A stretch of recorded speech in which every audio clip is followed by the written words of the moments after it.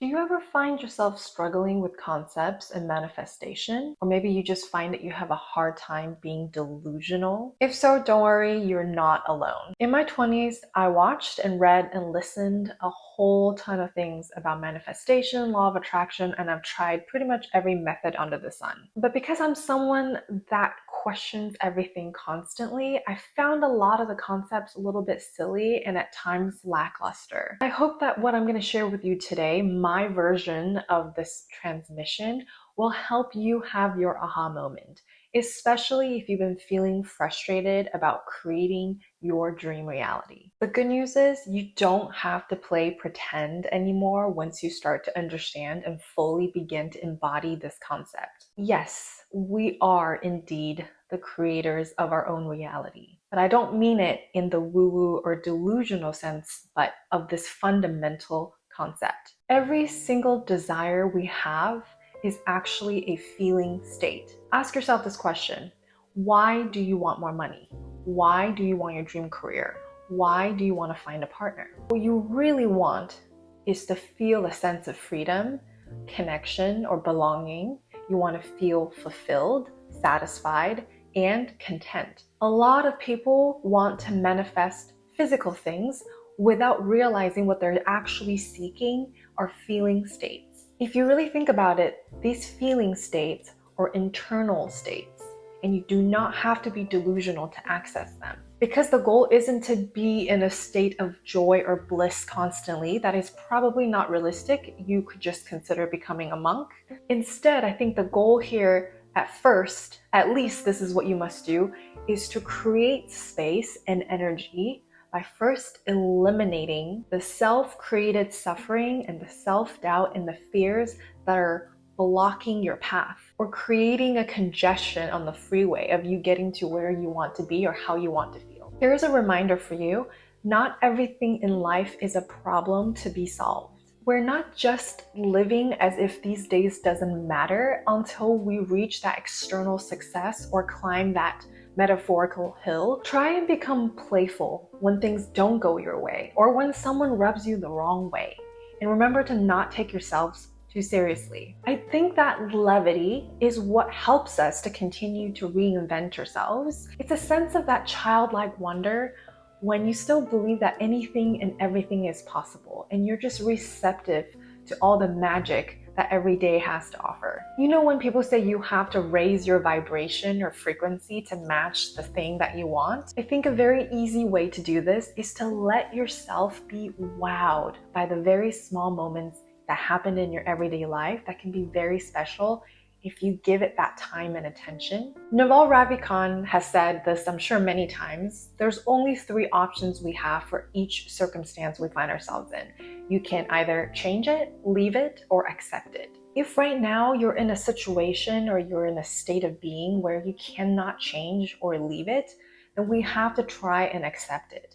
And acceptance isn't necessarily accepting defeat. What it means is that we just do not create any more internal turmoil, because any internal unproductive thoughts are just competing with our very limited time, energy, and attention. Please be aware here that I'm not telling you to not feel your feelings. I'm talking about the thoughts that are happening in your mind that you know is unnecessary chatter that is only cluttering up your mental real estate and preventing you from actually focusing on the things that you can do something about right in this moment. So like I said before, you know, when you hear people say, oh, you're not a match in frequency for getting what you want, here is the first step.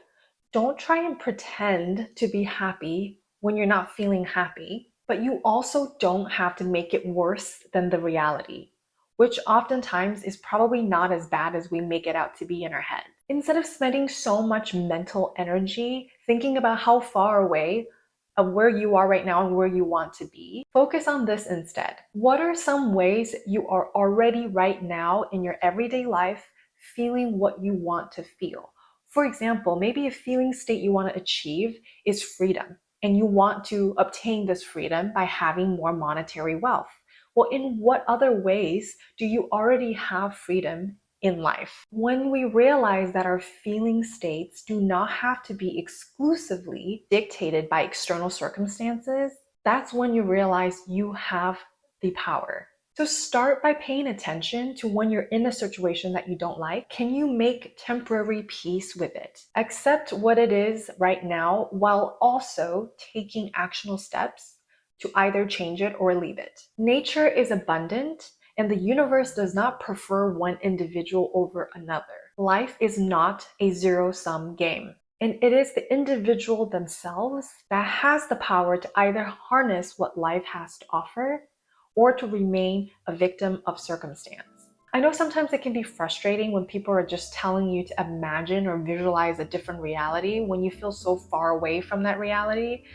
But I do believe that we can gamify life a little bit, but you have to first believe that life can be like a game. And I don't like the word believe so much here. You have to decide and know that the beliefs, whatever those are that are limiting you, they're a product of your past experiences. And no, we cannot just rewrite or change our past, not literally at least, but we can absolutely choose, starting from today onward, what are we going to hold on to and what are we going to let go of? Letting go of the past can take some time and it might be challenging at first and you feel yourself resisting or being stubborn, but forget about all of that. The very first thing you have to do, the very first step, is to know in your core that you have the authority and the ability to do it.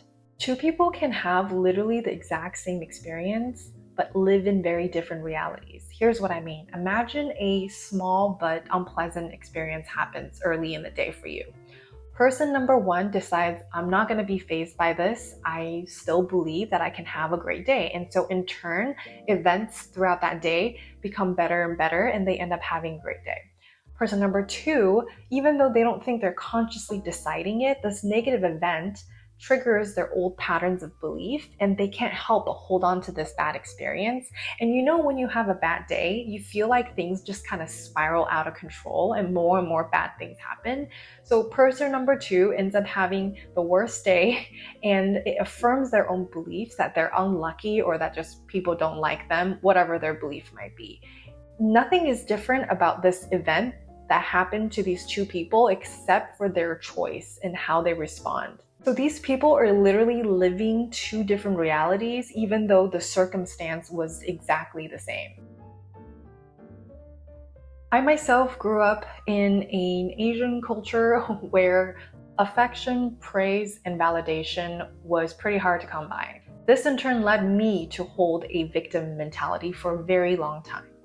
I believe that because I didn't receive those things that I needed, it led to me having this disposition of not believing in myself. Thus, in turn, I am not able to achieve anything. Also, up until very recently, I used to blame the fact that I lean towards an anxious attachment style due to my childhood. But today, I accept my past. And not only that, I absolutely believe that I hold the power to be whoever I want to be. I think all of us should be very cautious about labeling ourselves because it's kind of popular these days. When you label yourself as something, anything, yes, it does validate us. But in a way, we're now also bound by this identity. We can believe ourselves to be lucky or unlucky.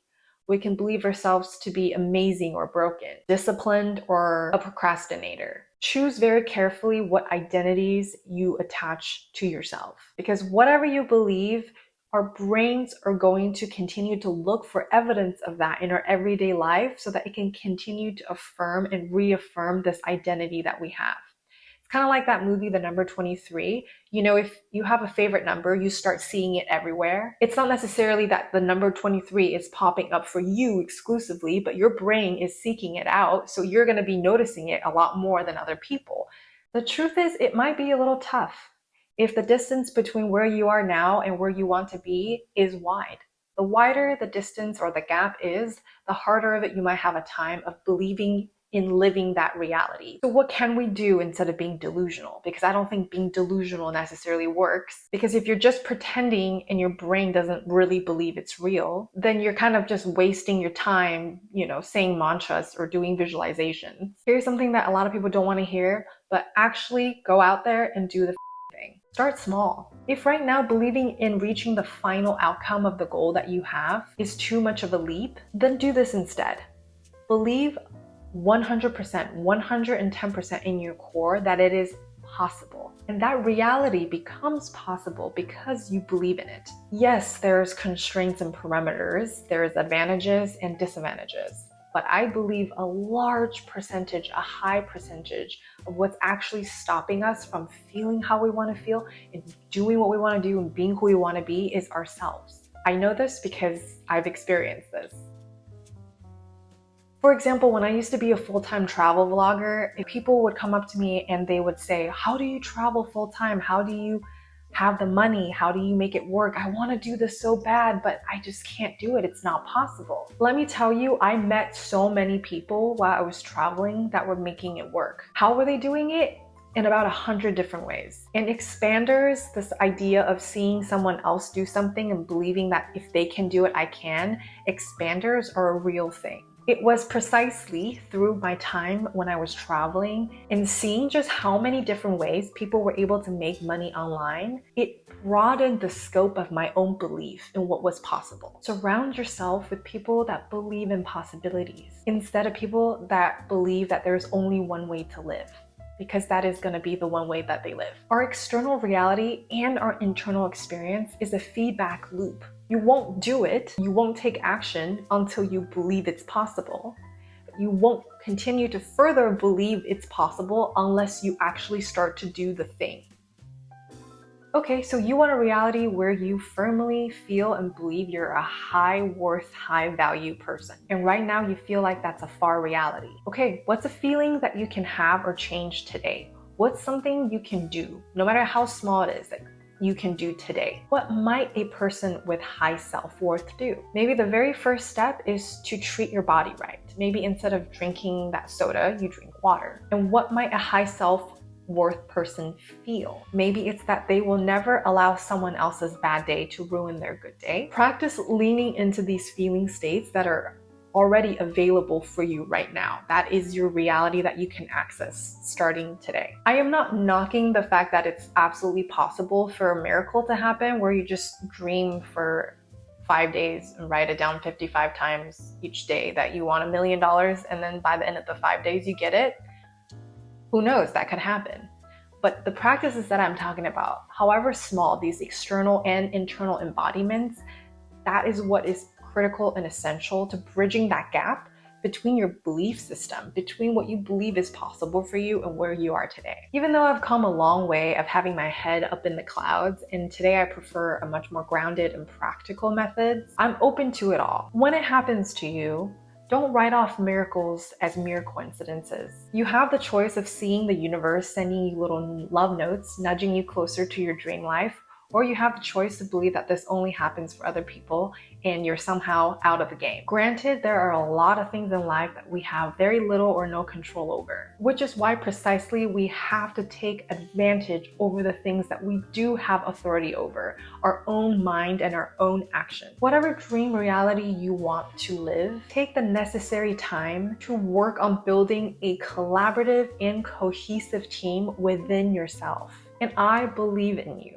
Because once upon a time, I didn't think it was possible. I was frustrated, lost, confused, feeling stuck, repeating the same patterns over and over. I was a very gloomy child to begin with, and I spent most of my 20s feeling like a victim. It took some time and a lot of searching, and I'm still learning every day. I think there are a lot of valuable content and a lot of valuable guides and coaches out here on the internet, but I do think that sometimes it takes a particular type of wording, language, transmission to finally have that aha moment that you were looking for, and you don't know who it's going to come from.